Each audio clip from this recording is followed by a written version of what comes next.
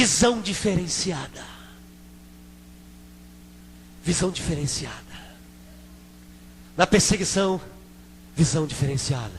Eu já vi inúmeros pregadores falarem. José passou por essa prova porque contou dos sonhos dele para os irmãos. Se José não tivesse contado os sonhos, ele chegaria tão rápido à realização dos sonhos. Tudo estava dentro do plano de Deus.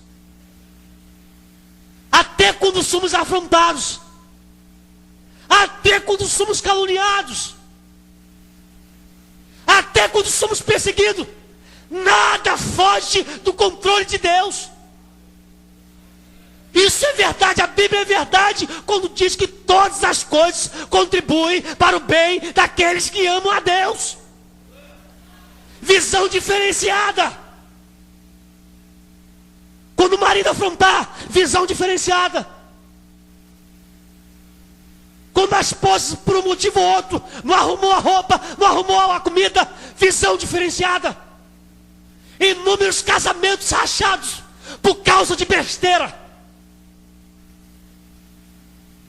Como eu ouvi uma pregação lá, no Giro do Mato, um pastor da Batista de Trindade, um adultério não acontece da noite para o dia.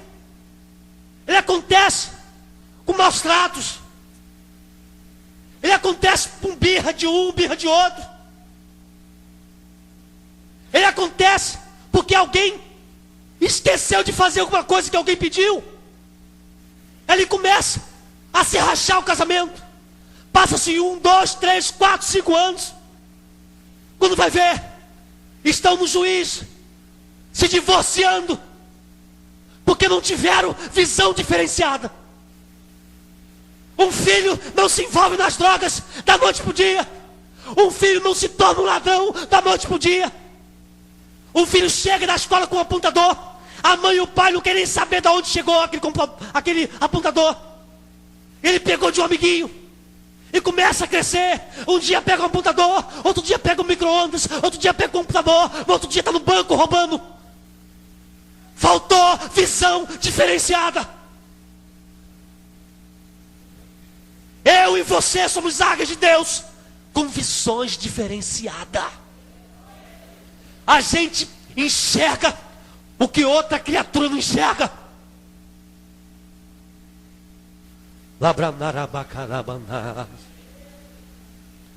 Enfim, aos 40 anos de idade,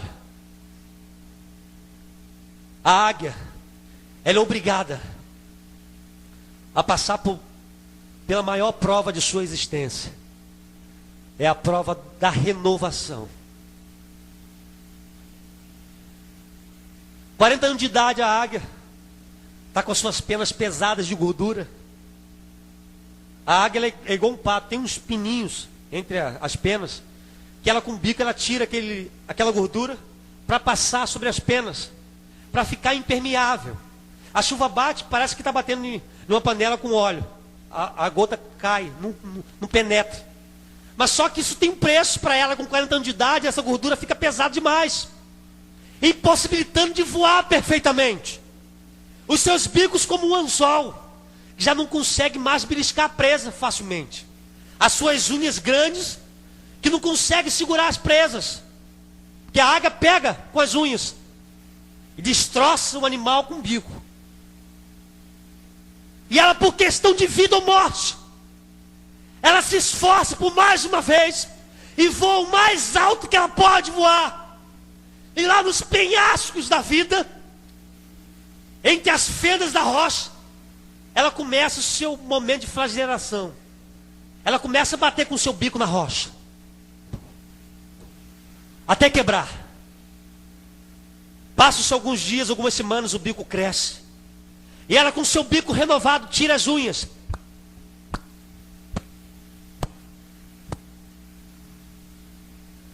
Passa mais algum momento, as unhas crescem. E em torno de 5 meses, aproximadamente 150 dias, todo esse processo, irmã Valéria. E com seus bicos novos, suas unhas arrancam todas as penas do corpo. E outra coisa interessante que eu descobri na águia, que a águia, ela não se relaciona com outras águias, a não ser a águia companheira dela. Ela é fiel à sua companheira. Ela não adultera em hipótese alguma. Um ousado pesquisador falou que se porventura uma companheira é abatida, ela morre só, mas não se envolve com outra águia. De tão fiel que ela é. E por causa dessa fidelidade, a águia que está passando pelo processo de renovo, ela está muito feia, ela não quer se mostrar sem penas. Imagino eu com o corpo sangrando, e ela fica no meio das fendas da rocha, e a sua companheira que é fiel, observa a ausência dela nos altos, e vai procurar ela, nos penhascos da vida, nos montes da vida, e observa penas, observa bicos, unhas ali, e ela pensa, eu vou alimentar ela, porque se ela estiver viva, o alimento que eu deixar aqui, ela vai comer. E no dia seguinte, se eu voltar, o alimento não estiver aqui é porque ela está viva. Se porventura o alimento estiver aqui, porque ela morreu, infelizmente. A águia nota a ausência da outra águia, e vai lá no penhasco, lá no monte, no alto monte, e deposita ali um alimento fresco. Um alimento fresco. E sai. No dia seguinte ela volta. Para sua surpresa, o alimento foi consumido. A águia saiu da fenda da rocha e se alimentou daquele alimento fresco. E ali ela se alimenta durante 150 dias. Sai fortalecida para viver mais 30 ou 35 anos de vida, renovada, voando cada vez mais alto. Qual é a lição, presbítero Daniel, do renovo? Existem dois motivos. Por questão de vida ou morte, somos convidados por Deus a renovar-se, a entrarmos no momento de renovo com Deus. A águia Jacó, ela representa o primeiro motivo. Jacó, filho de crente, abençoado por Deus, cheios de promessas de Deus, andavam uma vida errante, andavam com uma vida de trapaças. Jacó era um homem que se desse mole para ele, ele dava pernada. Jacó era aquele tipo de pessoa que tinha um Fusca e iludia alguém com Vectra e fazia a troca de um Fusca por Vectra, e o camarada que deu Vectra para ele achava que estava fazendo um grande negócio. De tão bom negociador que ele era, de tão bom 7-1 que Jacó era. Jacó dava pernada no vento. Imaginou isso? Dar banda no vento. Jacó era aquele que botava as madeiras próximo ao riacho onde as vacas iam beber, para nascerem listrados, para ficar com os outros animais, e trapaceava sem ninguém saber. Fazia isso na calada da noite. O camarada era bom negociador. O camarada era um expert em negociar, em trapacear, em dar pernada. Era aquele tipo de pessoa que era quase salvo, mas perdido. Era aquele camarada que caminhava, alguém olhava para ele, esse camarada aí, abençoado, todo errado, mas prosperando.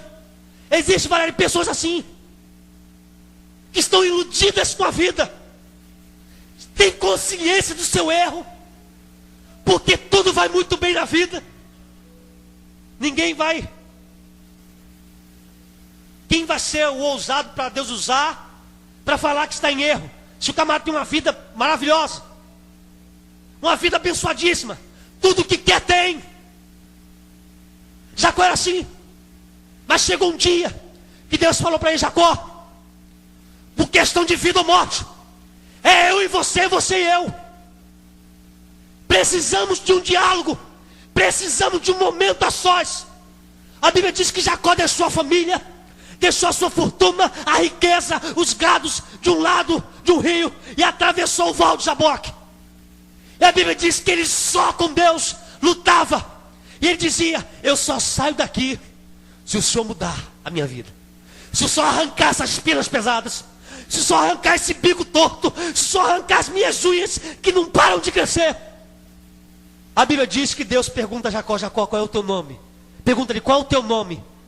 Ele diz: meu nome é trapaceiro. Meu nome é quase salvo, mas perdido.